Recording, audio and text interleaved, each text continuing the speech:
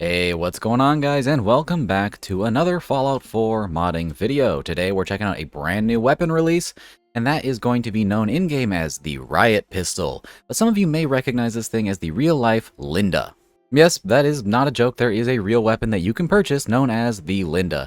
A nice little pistol that can be converted into a carbine and has tons of customizability in our mod, offering not only pistol variations but carbine variations and everything in between. This is a super snazzy little gun, and it's something you may recognize from something like Forgotten Weapons. It is pretty obscure, but it's something that is actually still sold today. You can actually get your hands on one of these, weirdly enough, but it still has those nice retro 80s vibes.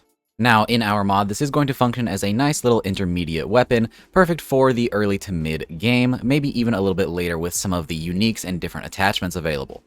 Now, the intention is to have this weapon chambered in 9mm as it is in real life, and that's how it is featured in our mod. So this will require munitions if you are using the 9mm version, but there is an optional file that is vanilla only. So if you're not a fan of munitions, or you just aren't using it in this run, you can have it in vanilla, but it will be using 10mm, and it will be balanced as such.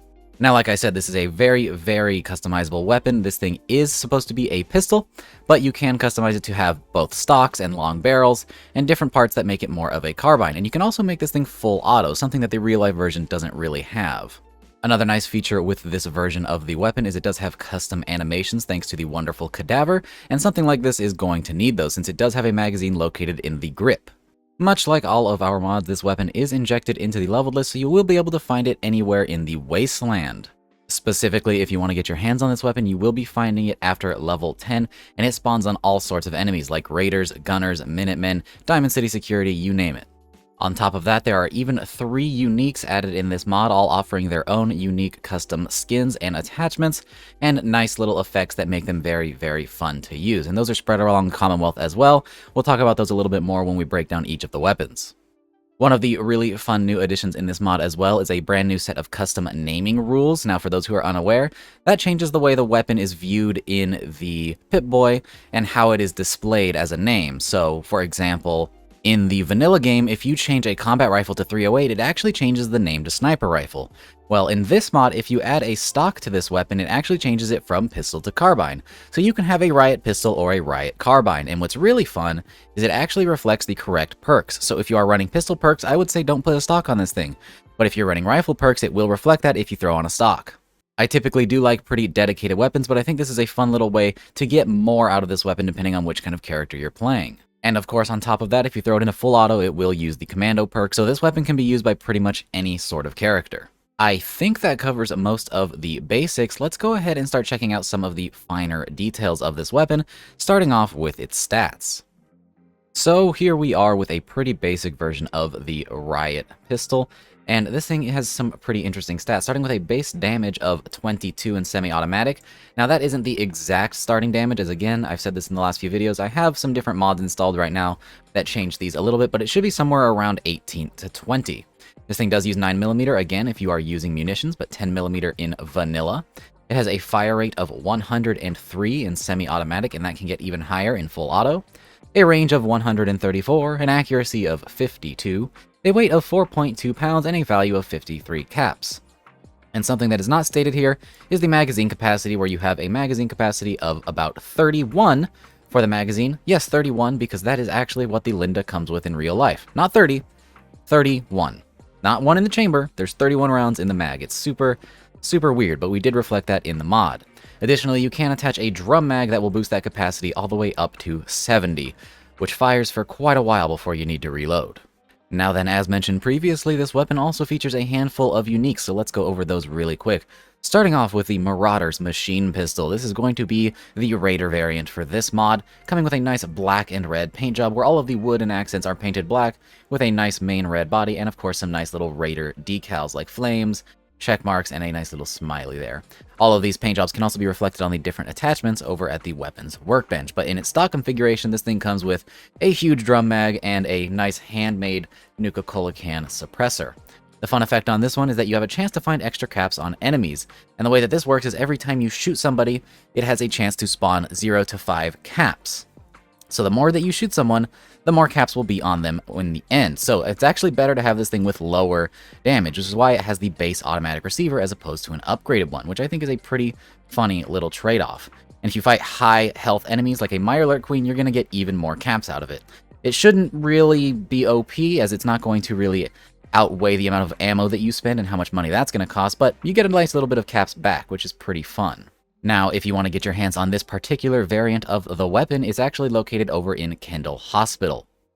Now, the next unique is known as the Commonwealth Carbine. As you can see, it comes stock in a Carbine configuration, and it has some nice Commonwealth weaponry branding. And this one is actually going to make sense for that because it is sold specifically by Arturo in Diamond City. This isn't going to be a drop in the world, you're going to have to purchase it. Now, this thing is pretty interesting. It is loaded with 45 instead of 9mm. That is the only rechamber in this mod, offering you some increased damage, and it even has an added chance to bleed. This thing has a nice little paint job, as you can see, with greens and yellows and a nice little checkered pattern based on some old World War II planes. And I have to say, I'm pretty happy with how this one came out. It's pretty dang cool looking. And of course, you can customize this even more by changing out the different parts on it, and those will have reflecting camo patterns as well. And finally, that leaves us with the last unique, known as the Civil Unrest. This thing's pretty fun. Since we had this thing called the Riot Pistol, I wanted to have a police version of the weapon, which comes with a nice two-tone blue and black paint job with some white accents of the checkering and the police symbol, and of course the rack number on the bottom there. Pretty dang cool. This thing comes stock with a stock and a short barrel, offering a nice little carbine, so this will use rifle perks, but of course, again, you can customize it as you see fit. This one comes with an interesting effect in that it shoots rubber bullets, which causes massive stagger to enemies, but it does do half damage. So this thing is going to continue staggering somebody, but not do too much damage. So it's a pretty interesting little weapon. It's sort of a bully gun, but you might be able to find some use out of it. It's more for fun than anything else. Now, there are many police departments in Fallout 4's map, but this one is specifically found at the South Boston PD. So if you want to get your hands on this thing, that's where you're going to have to go to find it. Now then, let's talk briefly about animations, starting off with the standard animations in semi-automatic with a regular magazine, and then we'll show off some of the other ones as well.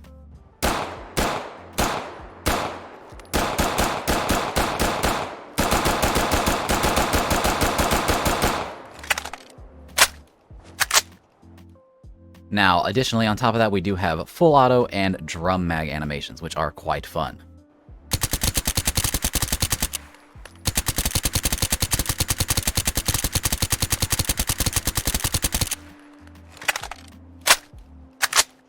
And that wasn't even the full drum magazine. Again, this thing has 70 rounds. You can fire it for quite a bit.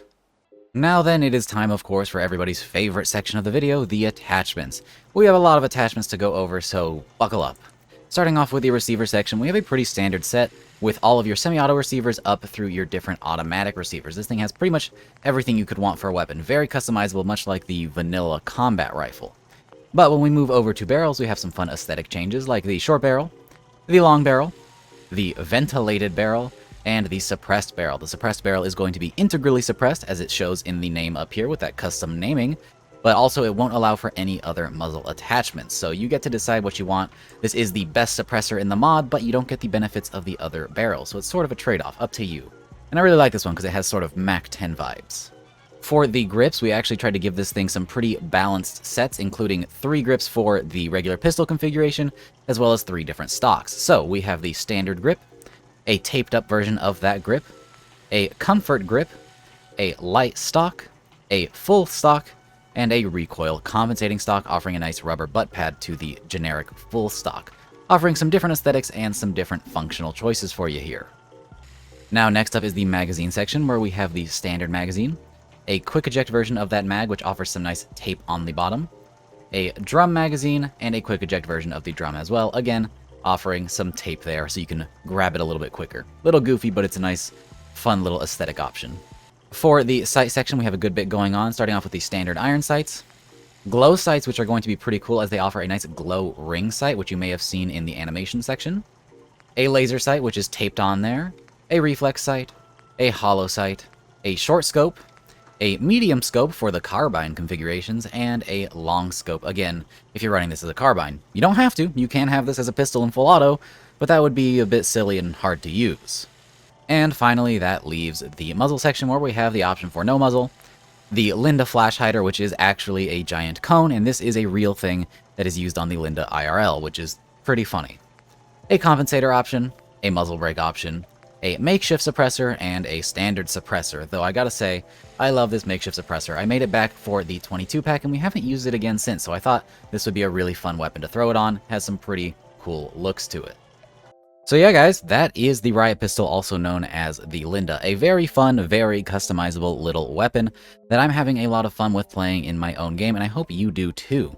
If you want to grab this thing, it is available right now using the link down in the description. You can grab it on Nexus, and I believe it has also been ported over to Xbox already, so Xbox users get to enjoy this one as well.